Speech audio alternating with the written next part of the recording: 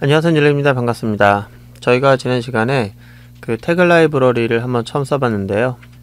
포이치라고 하는 태그를 써봤는데 어때요? 그 태그 라이브 써보니까 아무래도 MVC 개념에 맞게 뷰탄에서 자바 코드 블럭을 걷어내는데 아주 중요한 역할을 하고 있었잖아요. 자, 오늘은 그래서 그 태그 라이브를 좀 더 자세히 알아보려고 합니다. 저희가 이제 뷰탄에 사용할 수 있는 태그 라이브러리가 이미 스탠다드 버전의 태그 라이브러리들이 있어요. 그걸 우리가 줄여서 JSTL이라고 부릅니다.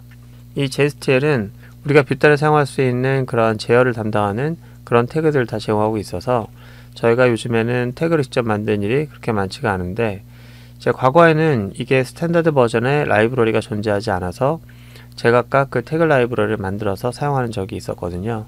또 그 위에 만약에 응용하는 더 큰 단위의 태그 라이브러리 필요하면은 이제 만들어 쓰기도 하지만 요즘에 그렇게 많이 만들어 가는 것 같지 않습니다.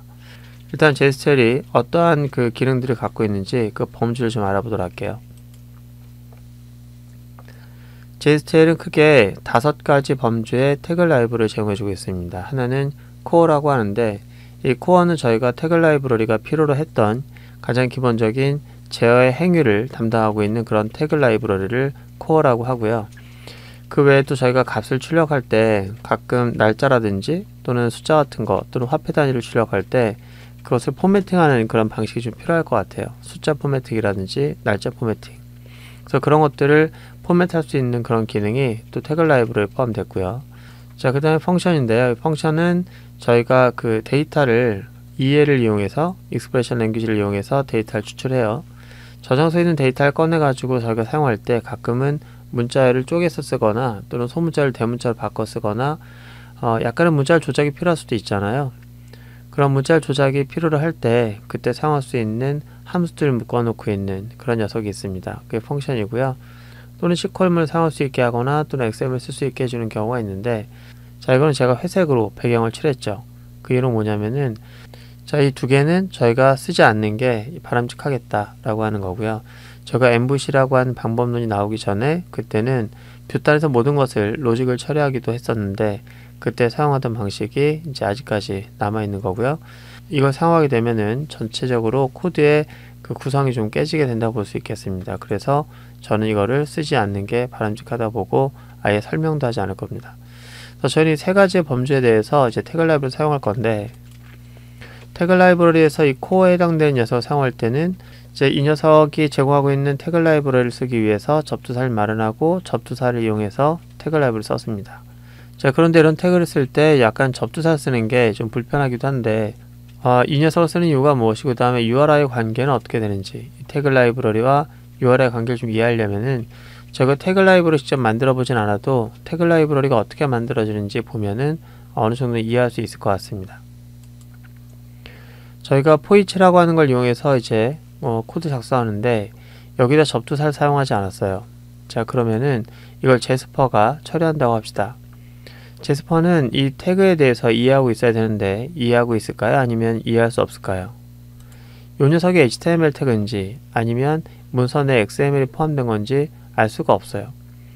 우리는 반드시 이걸 제스퍼가 이 태그를 이해하고 이 태그는 행위를 담당하는 녀석이라는 것을 분명히 이해할 수 있어야 됩니다. 그래서 이 접두사를 사용하는 거고, 그래서 URI를 사용하는 거예요. 접두사를 사용해서 이 포이치라고 하는 녀석에다가 앞에다 이렇게 표현해 주면은 이 녀석은 곧 얘가 제공하는 거다라고 이제 설명하게 되는 거고요.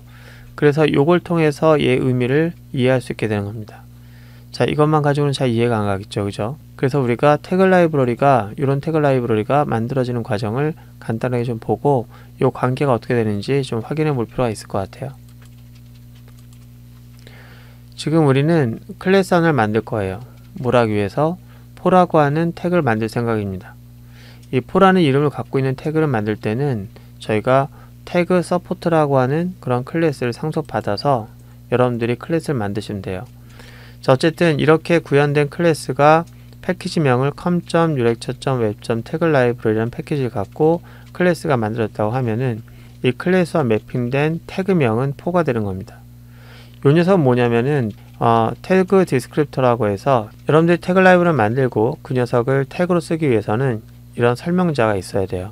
자, 이 녀석은 웹인포 안에다가 적당한 이름을 붙여서 확장자는 반드시 태그 라이브러리 디스크립터라고 하는 이름의 확장자를 붙여야 되고요. 자, 이걸 설정해 두게 되면은 이렇게 마치 web.xml처럼 여기 있는 설정이 요 클래스가 요 태그와 연결되어 있다라고 하는 것을 설명해 주는데, 위에 URI 좀 보세요. URI. 이게 태그를 정의할 때 또는 태그 클래스를 만들 때 요 매핑되면서 요 녀석에 대한 URI를 여기다 붙이는 거예요. 왜 그러냐면 저희가 태그 라이브러리를 만들어서 이 포 태그로 사용한다고 할 경우에 이 포라고 하는 태그가 저 혼자만 만들 수 있는 유일한 이름은 아니잖아요. 만약에 다른 사람이 만든 포 태그가 있으면은 그 포 태그와 이 포 태그가 식별이 가능해야 되잖아요. 그래서 URI라고 하는 뭐냐면은 여기서 정의하고 있는 태그가 식별이 가능할 수 있도록 이런 형태의 식별자를 만들어 주는 거예요. 이거는 식별자로서 의미를 갖고 있습니다. 마치 저희가 클래스를 만들면서 패키지명을 이 클래스를 식별하기 위한 이름으로 명명하는 것처럼 이 태그를 저희가 사용할 때는 이걸 식별하기 위한 패키지명처럼 식별 가능한 이름을 쓰는 거예요. 그래서 여기는 도메인 네임이 반드시 들어갑니다.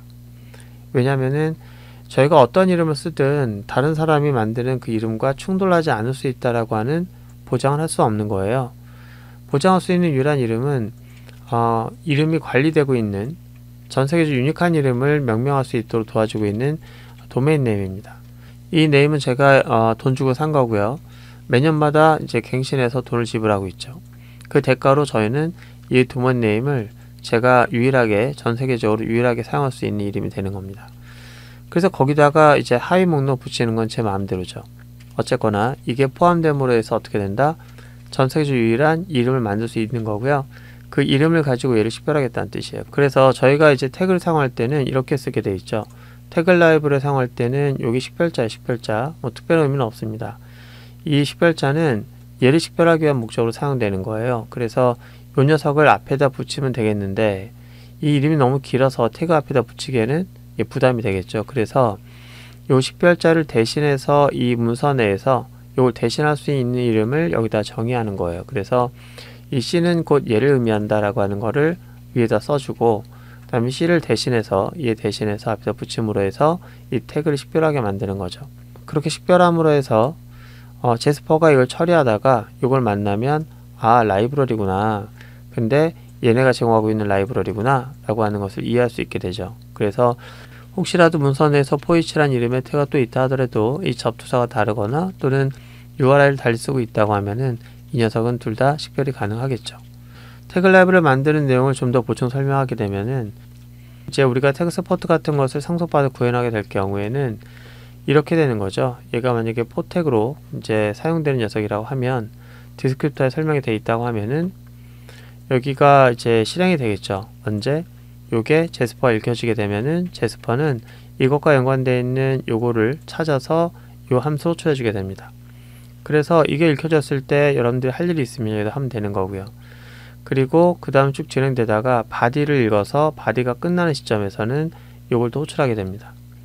그리고 끝나는 태그 읽게 되면 얘를 호출하게 돼서 여러분들이 이 각각의 그 행위에서 발생하는 이벤트에서 여러분들이 원하는 동작을 구현하시면은 이 태그가 할 수 있는 행위를 여러분들이 정의할 수 있는 거예요. 그래서 여러분들이 이런 형태의 태그를 내가 만들었다라고 할 경우에 이것을 정의해서 구현할 수 있는데, 이 녀석이 이제 어떤 태그명을 쓸 것이며 그리고 URI는 어떻게 될 것이다 라고 하는 것은 디스크립터로 이제 정의하게 되는 거죠. 자, 이렇게 해서 만들어진 태그들이 저희가 사용하게 될 그 스탠다드형 태그 라이브러리인데, 옛날에 이런 것들 직접 개인적으로 만들어 쓰던 그런 시절이 있었다고 하면은 지금은 저희가 기본적으로 많이 사용하는 태그들을 미리 정의해 놓은 그런 표준형 태그 라이브러리가 있으니까 그것을 잘 사용하면 되겠습니다. 그리고 만약에 이 태그 라이브러리 직접 만들어 보셨다라고 하면은 여러분들 인터넷 찾아보시면 되겠지만, 약간 그런 부분에 대해서 이제 목이 마르다라고 하면은 일단 JSP 과정을 끝내고 나서 이제 심화학습 과정을 통해서 제가 따로 안내해 드리도록 하겠습니다. 저희가 꼭 필요한 내용이 아니라서 꼭 필요하지 않은 내용은 뒤에다 몰아서 따로 심화학습 만들도록 할게요. 오늘 고생 많으셨고요. 다음 시간에는 제스트리 갖고 있는 태그 라이브러리를 하나씩 써보면서 그 사용 방법에 익숙해지도록 하겠습니다. 오늘 고생 많으셨습니다.